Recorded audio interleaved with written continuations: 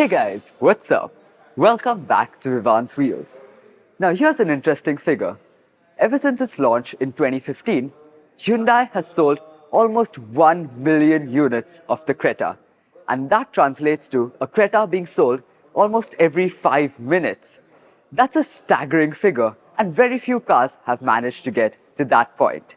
For 2024, the Creta has had a major facelift, so let's check it out. Now, the most noticeable update on the Creta has to be this new grille, which is much more cutting edge and bold compared to the previous design. Another change is the new headlight design, where now the LED headlights are placed lower down, and there's a new DRL design which blends in really beautifully with the design of the grille. Another addition on the 2024 version is this light bar which runs across the front. At the side, you get an updated design for the alloy wheels. Now, Hyundai has stuck with the 17-inch rims, which I think is a pretty smart move. Many of its rivals are going for more striking-looking 18 inches, but that definitely affects the ride quality in our conditions. The side remains almost identical to the previous Creta, and one of my favorite bits has to be the silver design, which makes it a little more interesting. Now, you should have seen my relief when I saw the first pictures of the taillight design of the Hyundai Creta. Now, I'm one of those people who wasn't a fan of the previous taillight design. I felt it looked pretty hideous. This one looks so much nicer and will appeal to a much wider crowd, again increasing the sales of the Creta. Let's check out the boot. So, you get a very flat bed and it has 433 liters of storage. Apart from that, you can also pop this up, and along with the spare wheel, you get quite a bit of storage space. So it is a very practical boot for a pretty practical car as well.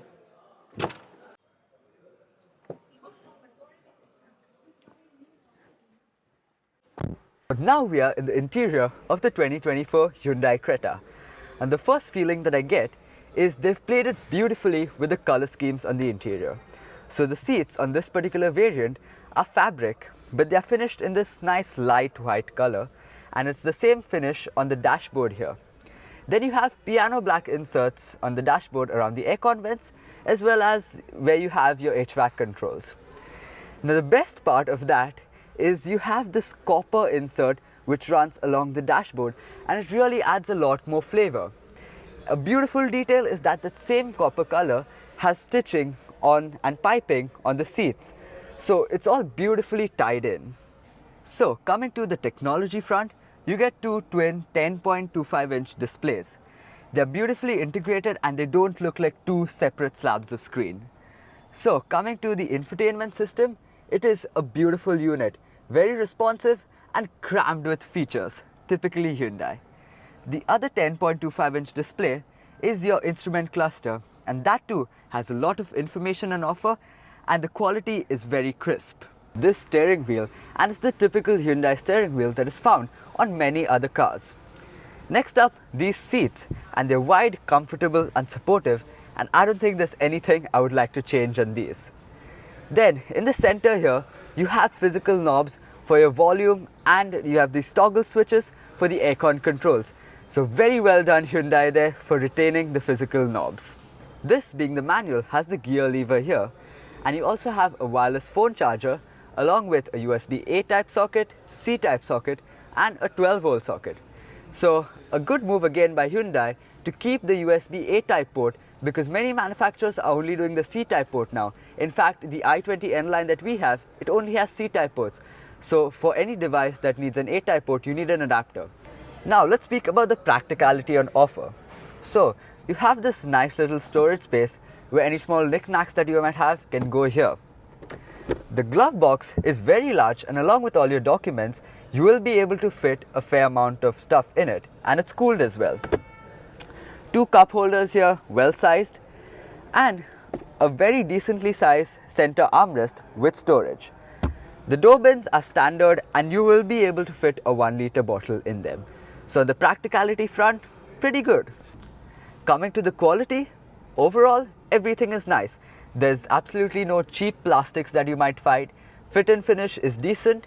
However, it is a step down from the Verna, the Verna does feel like it's from a segment above in terms of fit and finish quality. Now we are in the back seat of the Creta.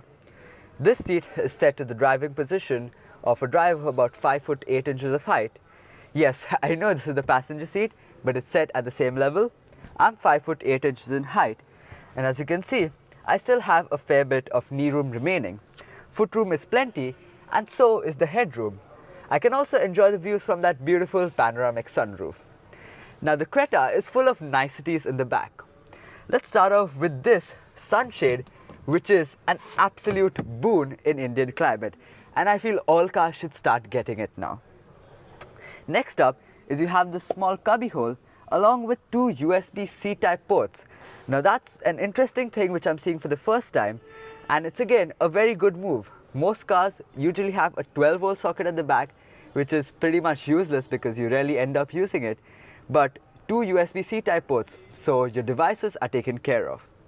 You have aircon vents at the back, a must nowadays, and then you have these pillows that you get, which come stock with the Creta, and they are quite comfortable. So if you plan on traveling long distances in your Creta with your family, that will get a thumbs up. You also have a center armrest with two cup holders, and you get adjustable headrests for both the side passengers, but no adjustable headrest for the middle passenger, which is a bit of a miss. Coming to the engine and gearbox options on the new Creta, it gets a wide variety to choose from. So let's start off with the best seller, which is the naturally aspirated 1.5 litre motor, which you get with a 6-speed manual transmission, or the CVT transmission, which is probably the best option if your usage is going to be only in the city. Then you have the very frugal 1.5 litre diesel engine, which again 6-speed manual or a 6-speed torque converter automatic. And then you have the new 1.5 litre turbo petrol motor, which we have seen in the likes of the new Seltos, the Verna, the Carens, and now in the Creta. It makes 160 horsepower and is probably the most enthusiastic of the lot. That said, it only comes with a 7-speed DCT transmission. While that is excellent and very snappy at its shifts, a manual would have been greatly appreciated by our small enthusiast community. The price of the Creta ranges from 11 to 20.15 lakh rupees ex-showroom India, and that translates to roughly 23.8 lakh rupees on-road here in Goa. My final verdict. Now, despite multiple attempts from many different manufacturers, the Creta has remained the undisputed king of the segment since its introduction over 8 years ago. Now, frankly, it is that way because it is one of the best all-rounders you can buy at this price point and in this segment. It has a spacious and comfortable interior, smart looks, and it is nice to drive and to be driven in. And that basically ticks off the needs of 95% of Indian families who have bought it for the past 8.5 years and will continue doing so. I see the Creta remaining the king of the segment, because it has everything most people need. And if you want a practical, well-rounded SUV, you just can't go wrong with the Creta, and that's why it has remained king and will continue to do so. If you like this video, please don't forget to smash the thumbs up button, subscribe to my channel, and click on the bell icon to never miss any of my new uploads. For retaining the physical knobs. This being the manual has the gear